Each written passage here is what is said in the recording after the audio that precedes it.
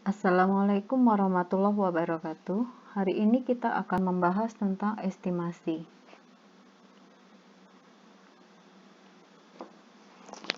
Seperti yang telah kita ketahui, ketika kita ingin memperkirakan nilai yang ada di populasinya, berarti kita menggunakan estimasi.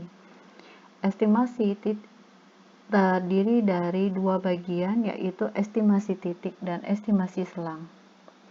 Estimasi titik, di dalam menggunakan estimasi titik ini, nilai populasi atau parameter hanya ditentukan oleh satu nilai saja.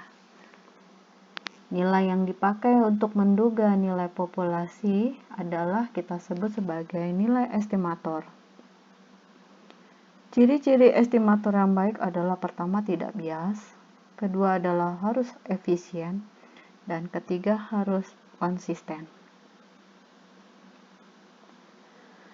Nilai rata-rata populasi kita lambangkan sebagai nilai mu, yang sebetulnya dapat diduga dari bermacam-macam nilai yang ada di dalam sampel seperti nilai min 1, min sampel 2, modus, median, atau min dari sampel tersebut. Dari sebanyak itu, nilai yang dipakai adalah yang paling sering adalah nilai min sebagai nilai estimator yang baik, sehingga nilai min atau x bar kita menjadikan nilai mu, kemudian s menjadi tau, kemudian p menjadi v. Misalnya, dari suatu survei cepat yang terdiri dari 210 ibu hamil di Bekasi, didapatkan rata-rata nilai kadar Hb-nya adalah 9,5 gram per sen. Maka disimpulkan pada kadar Hb ibu hamil di Bekasi adalah 9,5 gram per sen.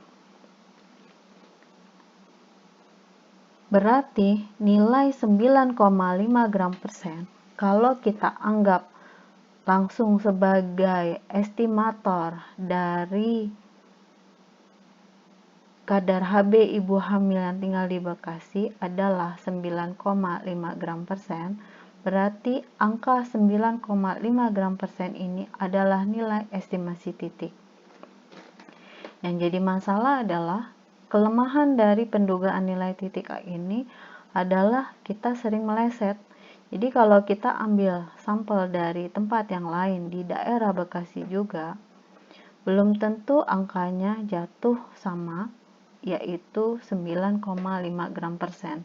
Bisa saja 10,1 gram per sen atau 8,7 gram per sen, seperti itu. Dan nilai estimasi titik ini kita tidak mengetahui derajat kebenaran dari pendugaan. Oleh sebab itu, kita menggunakan nilai estimasi selang. Konsep dari estimasi selang ini adalah semua sampel yang diambil dari populasi akan terdistribusi secara normal atau central limit theorem dengan nilai simpangan baku sebesar standar error. Interval dari pendugaan adalah jarak luas kurva normal yang disebut sebagai daerah kepercayaan atau confidence interval. CI ini yang menentukan adalah peneliti. Ada 3 nilai yang biasanya kita sering gunakan, yaitu 90%, 95%, dan 99%, tergantung dari substansi yang digunakan. Semakin tinggi CI-nya, maka semakin rendahlah potensial salah di dalam kita menduga. Tentu saja nanti akan semakin lebar jarak nilai pendugaan. 90% biasanya digunakan pada ilmu sosial humaniora, 95% pada ilmu-ilmu kesehatan yang tercampur biasa seperti public health, keperawatan, ya, atau uji-uji riset di kedokteran yang tidak menggunakan obat. Nah, yang paling tinggi ini adalah CI 99%. Jadi kita harus memperoleh yang paling tinggi untuk nilai CI pada pengujian obat. 1 minus CI kita sebut sebagai alfa atau tingkat kemaknaan. Jadi kalau CI 95%, maka alfa sama dengan 5%. Nah, di sini kita akan mendapatkan nilai Z pada kurva normal, yaitu Z setengah alfa. Di mana nilai setengah alfa akan terbagi menjadi 2 di kanan dan di kiri. Jadi kalau dia CI-nya 95%, maka ada 2,5% di kiri untuk alfa yang di kiri dan 2,5% alfa di kanan. Rumus umum untuk memperkirakan nilai min adalah mu sama dengan X bar plus minus Z setengah alfa dikali SE. Gitu. Jadi nilai parameter akan berada pada nilai minimum, yaitu X bar kurang dari Z setengah alfa dikali SE, sedangkan nilai batas tertingginya adalah min pada plus Z setengah alfa dikali SE. Contohnya, dari suatu penelitian di Bekasi, sebanyak 144 ibu hamil didapatkan kadar Hb mereka adalah 9,5 gram persen. Perkirakanlah di populasinya kalau selama ini tau dari kadar Hb umumnya adalah 2 gram persen. Perkirakan populasinya pada CI 95%. Penyelesaiannya adalah mu sama dengan X bar plus minus Z setengah alfa dikali SE, di mana SE-nya adalah tau dibagi akar N. Berarti 9,5 gram persen plus minus 1,96 dikali 2 dibagi akar 144. Berarti nilainya adalah 9,5 plus minus 0,3. Jadi nilainya akan berada pada 9,5 sampai 9,8 gram persen pada CI 95%.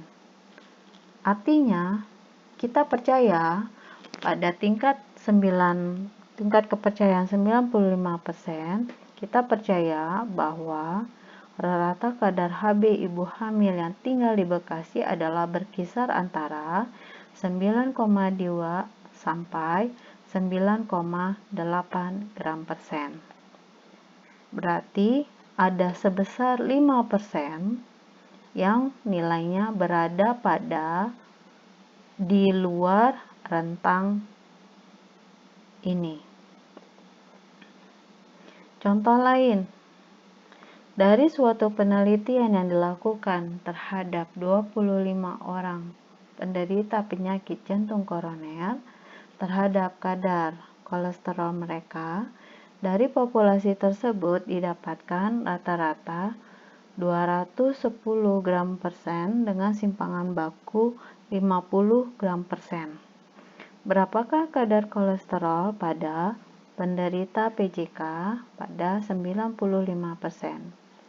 Dalam hal ini, kita tidak mengetahui varian dari populasi. Untuk itu, kita tidak bisa menggunakan distribusi Z, melainkan harus menggunakan distribusi T, di mana pada distribusi T kita menggunakan standar deviasi yang kita peroleh dari sampel. Berikut adalah penyelesaiannya. Rumus intinya mirip seperti distribusi Z, namun pada distribusi T kita harus menggunakan tabel T, tidak boleh menggunakan tabel Z, di mana rumusnya adalah mu sama dengan X bar plus minus T setengah alfa dikali SE, di mana SE-nya adalah S per akar N. Berarti mu sama dengan 210 plus minus 2,064 dikali 50 dibagi akar 25. Berarti sama dengan 210 plus minus 20,64. Sehingga didapatkan 189,4 sampai 230,64 pada CI 95%. Artinya, kita percaya bahwa rata kadar kolesterol penderita PJK adalah berkisar antara 189,4 sampai 200,64 gram persen. Berarti kita menyisakan ada sebesar 5% yang nilainya kemungkinan besar berada di luar rentang ini. Dari mana nilai 2,064? Tentu saja harus kita lihat pada tabel T, di mana untuk melihatnya kita harus mendapatkan DF. Pada uji beda 1 min, DF-nya adalah N dikurang 1 pada alfa 0,025. Ingat tadi alfa akan terbagi menjadi 2, yaitu pada CI 95% alfanya berarti 2,5% di kanan, 2,5% di kiri. Begitu. Sehingga pada N 25 berarti DF-nya sama dengan 24. Pada alfa 0,025 kita akan memperoleh nilai tabel sebesar 2,064. Berbeda lagi untuk pendekatan data kategorik. Nah, untuk pendekatan data kategorik, pendekatannya selalu ke kurva normal, di mana min didapatkan dari N dikali P. Sehingga kalau kita transfer ke dalam nilai SE, maka nilai SE-nya adalah akar P dikali I dibagi N. Untuk nilai estimasi proporsi, di mana estimasi titik yaitu nilai proporsi dari sampel, yaitu P kecil, menjadi P besar atau V. Di mana V ini rumusnya sama dengan P plus minus Z setengah alfa dikali SE. P sama dengan plus minus Z setengah alfa dikali akar P dikali Q dibagi N. Berikut adalah contoh kasus. Diambil secara random 50 mahasiswa FTUI dan didapatkan 10 orang perokok. Perkirakanlah berapa proporsi perokok di populasinya pada CI 95%. Kita dapatkan bahwa P proporsi perokok pada mahasiswa FTUI adalah 10 dibagi 50, berarti 0,2. Kalau kita mendapatkan P, berarti kita akan mendapatkan Q, yaitu 1 dikurangi P, berarti nilai Q-nya adalah 0,8.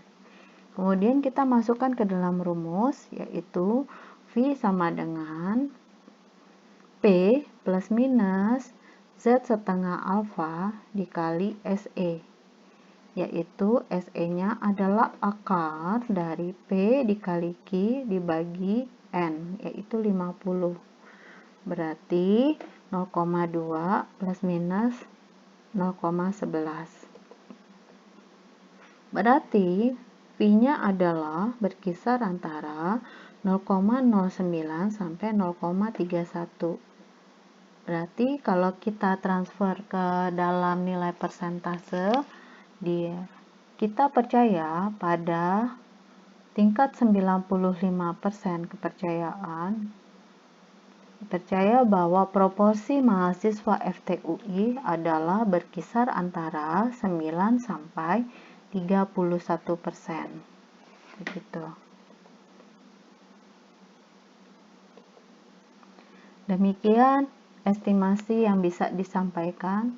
Assalamualaikum warahmatullahi wabarakatuh.